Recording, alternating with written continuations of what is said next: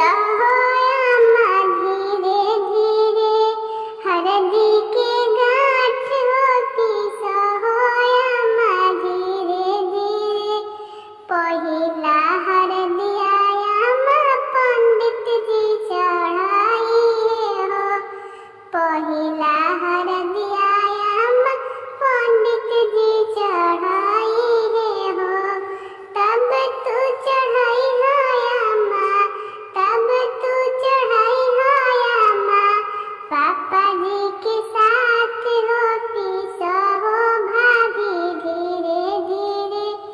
हरदी के गाँठ होती सहो भाभी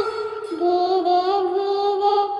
दूसरा हरदिया भाभी पापा जी चढ़ाई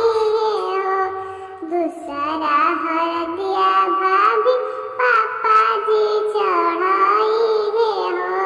तब तू चढ़ाई हो भाभी तब तू चढ़ाई हो भाभी भैया जी के साथ